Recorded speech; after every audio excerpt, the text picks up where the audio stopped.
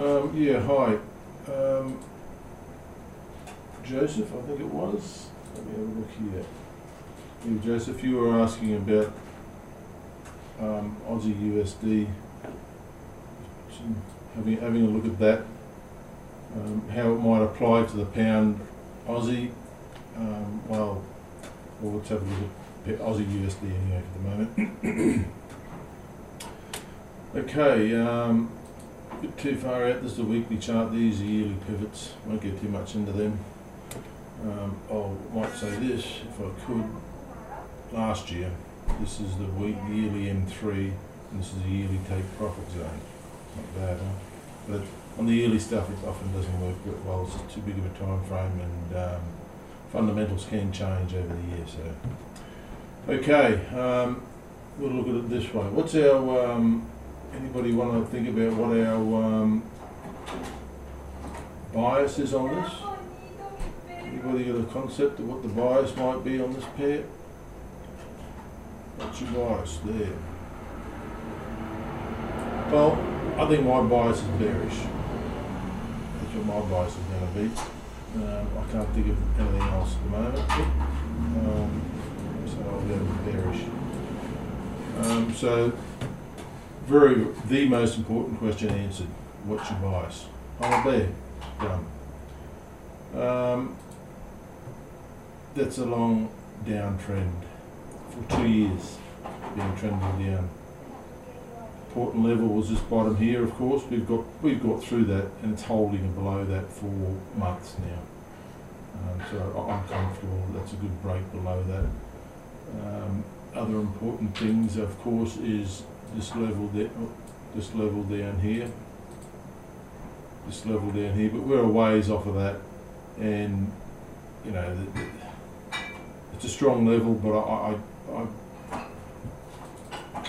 well, it's way too early. What the hell was that? Way too early to where did that come from? Way too early to be worried about it. You know, you're still a long ways to go, and you're below this level. So I'm confident to keep going short. My bearish perspective on this continues.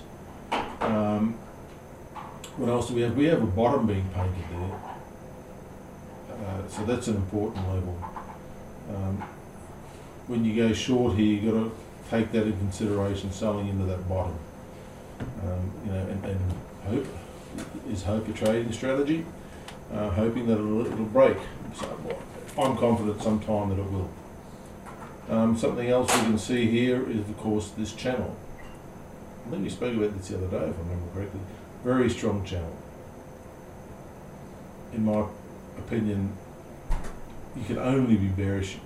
You can only consider changing your bias once that's broken. And I think we're a ways off that. It's just responded 1, 2, 3, 4, 5 times really strongly. So, and as I've said previously, that's also very close to the daily 200. So that's a very strong channel and needs to be respected. So here we are. We're bears. I am. So what do we do now? So ideally, I drew this. I think we did this the other day, didn't we? Kind of ringing a bell now that I'm looking at it. So here's one failed trade plan. What can we look at here? One consideration would be, for a monthly swing, this is most ideal. Up to this level, so up to that channel again. Where we're going to get the drive to get the Aussie up that far against the pound? Well, pound weakness, perhaps that could be the catalyst. Pound weakness, where would that come from? Because I think we're looking for pound weakness on the pound against the Aussie. Oh, this is the Aussie against the USD. I'm sorry, I'll take all that back. So we would be looking for Aussie strength against the US. Now, what's going to give us that? Well, I personally am expecting US strength, without going into the details, but my personal look at the US dollar is US strength after the 12th of December, which happens to be also the UK election. But the 12th of December is the January Fed meeting. So I'm expecting USD weakness at that time. I'm sorry, USD strength after that date. I'm not saying on the 13th it's going to, the USD is going to get strong, but I'll be looking for USD strength and yen strength and Swissy strength after that, and also indices, the indexes getting weak, as in the Aussie 200, the S&P, and the DAX, and whatever else. But that's a totally different story. I'm not getting off track here. So what can get us up to here? Well, USD weakness, Aussie strength. Where's that going to come from? I don't know. But if it does change, this is the area I'll be looking to sell if it were to get up there in this zone here, because that's my next month's sell zone. Between this grey line and that black line. So that's what I'm looking at there. Yeah, what about, so that's for the month, and then of course we're heading down from there. Next week, here we are this week. This was my sell zone for this week. Here's my trade plan that I drew in last week. And when I drew this in, obviously the pivots were different. As I've said several times, these are dynamic. Until the price action's finished, these keep painting. So this was probably aimed to come off this central pivot to go to this level here. But then since I drew it in, this price action drew these pivots down further, which is why it looks like this. And then it came back, whatever. Anyway. So that's why that's probably like that, unselectable. So my trade plan from last week is down to here, up to here for next month, and down again, and that's where I'm at. This is next week's sell zone there. As you can see, wasn't quite fitted, because as I keep saying, I put these in and the price action changes and the pivots change. That's right, I'm always adjusting. So this is where I want to get it back to, but I mean, looking at this stuff, you look at it and you think, how's that going to work? How's it going to get back up there? I mean, seriously? Especially, I just don't see it. Well, here's one thing. Right, okay, you see this pivot here? Daily. This grey pivot here, that is next month's bullish buy zone, right? So bulls will look to take this up north from that pivot, if there are any bulls out there on the Aussie against the USD. On the weekly pivots, that's the same pivot there, the grey one behind that green one, and that green line there through the grey pivot line is the weekly buy pivot. So our weekly buy is here, in this zone here, which is going to change as this comes down. It's coming down quite strongly, isn't it? And these are obviously the Asian markets pushing it down, and London's probably going to continue. So this suggests that if the bulls get in here, and I'm not saying this is going to happen, if the bulls were, just say it closes down here at this level on Friday, tomorrow, and the bulls could grab a hold of it, because this will continue down as the price falls. The price action we would be looking for a weekly swing up, just say it came off of this one here, off the central pivot, which is the top of our buy zone, then that off the weekly central pivot, well, this is the target there then, this zone here. This is the bullish take profit zone, and if it were to rise off the central pivot, that's what we would be targeting, the weekly R2. That level there is a weekly R2. That's one here, this level here is a weekly M4. Where's the label? No, it's not giving me labels. Yep, there it is, weekly M4. Come on, come on, come on. You want to do it, do it. Oh, there's that one. There it goes, weekly R2, there it is, it's coming up. Right, so that's where bulls would take profit. Now, considering this monthly pivots here, I would comfortably say it would probably jump up and hit there. So if it gets to that level, I would be looking to sell next week. So what would that say? Let's just have a look at a fib study. I know it gets messy, my charts are disgusting, I know, but just I doodle on them and this is what they are, I understand them. Okay, well there's the 382. Could we get that high? Perhaps 50% is next week's M3, which is the main bearish sell pivot for next month. So, you know, if we're up there, particularly on or around December 12, which is the following week, up around this level, well, I'll be selling like a man possessed. Up that way, up in this level here, and that is around about 6845. So 6845. I'm not saying it's going to get up there. Actually, I'd be quite surprised if it did. But if it did, that's what I'll be looking at doing. I'll be going nuts up there. So, you know, the next week before the 12th. It's close to the 12th as possible. But will that happen? I can't say. Sitting here now looking at what's going on and reading all the reports.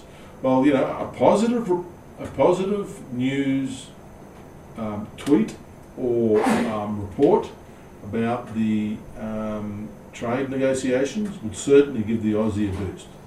Right, so there's something that could drive it up. You know, they could come out and say, yes, we've signed the deal, or about to sign the deal, they're sitting there to sign a deal, or whatever. The Aussie will go whooshka up. Then, of course, they sit down there and pens don't work, or then they decide to argue about what pens they're going to use, or whatever the hell, and then they decide not to sign off after all because Trumpy tweeted something, or whatever. God only knows what could happen. But and then all of a sudden it's December 12 comes around, and then the Fed have their meeting and do whatever the hell they're going to do, and down she goes. Right, so that's one scenario, but you know, it's all guesswork, right? So, but as a bear, this is the area we'd be looking to sell next month. Next week, the area we would be selling would be this area here. It's what we call an out of position trade,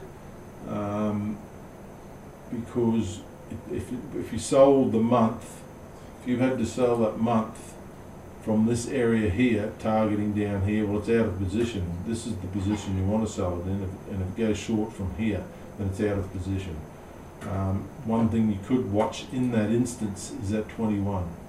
I use 21s, the boys use 20s, and good on them. You could change this for a 21 to a 20 and you won't even notice it moved.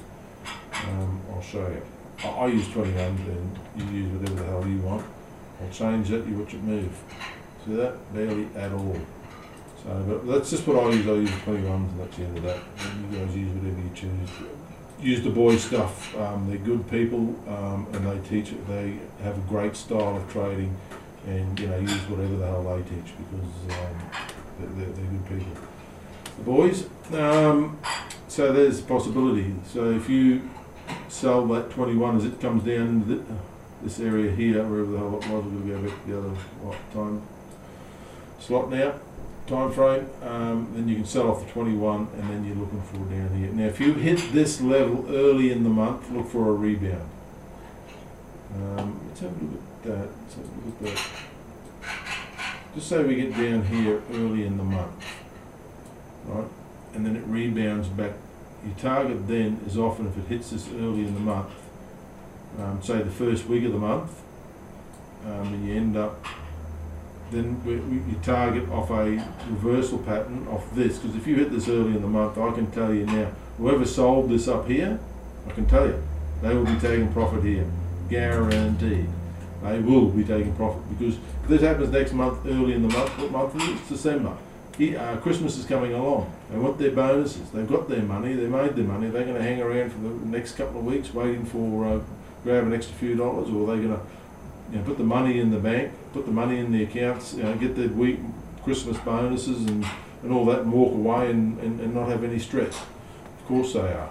So if it comes down here to this level early in the month, like next week, if it's late towards the following week, I wouldn't do it. Second week, if it's late in the following week, I wouldn't worry about it. But early in next week, or sometime next week, early in the month, look for that for a reversal offer there. And my target would be this area here, but there's other levels to get through before you get there. So yeah, other than that, mate, that's my take on the Aussie at this point in time. Now you look at that and you think, going back up, look at the strength of that move. Of course, it has to get past this level. I'm confident it will. But at what point and what's it, how and when, I don't know. And of course, what do we do then? What do we do when it gets through there? I mean, well, you really need to be told. Then you're looking at this. This would be my trade plan in that instance. Back to here, or might be back to there, probably back to there. And this is all pretty simple stuff. This is the boys' stuff, and everybody else, every man his dog teaches us. We have a breakthrough, back to retest and gone. And that's it. I don't know what else to say. Clearly bearish. Yeah.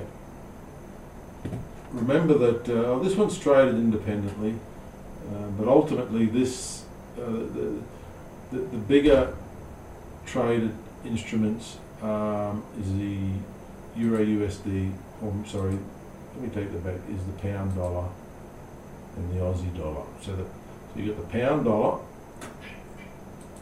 go to a daily, on a daily, going sideways, a break of this channel to the top side would give us, and the Aussie going down, obviously the pound Aussie then is going north. But see, as I said before, my bias on the pound Aussie is bullish, and that's all I need to know. And then I just look at levels where I want to buy, or if I'm bearish, look at levels I want to sell. And these are my levels as I've drawn in. It's all painted for me. And that's what I look for. Then I don't worry if it doesn't come down to my levels. If I can't see a reason to get in, I just don't get in and wait for the next time. And sometimes I miss them. I mean, most of the time I miss them. I wish I got half the ones that I pick. Look at this one here. Bullish buy zone. Whooshka. And where's the bullish take profit zone? Oh, look at that. Just happens to be there. And did I trade? No, I think I was in this one, and I can't remember what happened for some reason. Didn't do as well as I should have on that one. But that's my way of doing things. I have a bonus, I have a bias, and I trade that with the levels that I'm comfortable with. If I want to buy it, then I have buy zones. If it goes down there, I'll look at buying. That's the end of that. I better post this because I'm waffling again. Sorry for waffling. I always waffle. I just start talking and can't shut up. So anyway, thanks guys. Good luck over the weekend. Hope you all have a great time, and be careful trading today, tonight, and tomorrow. Just be careful. Yeah.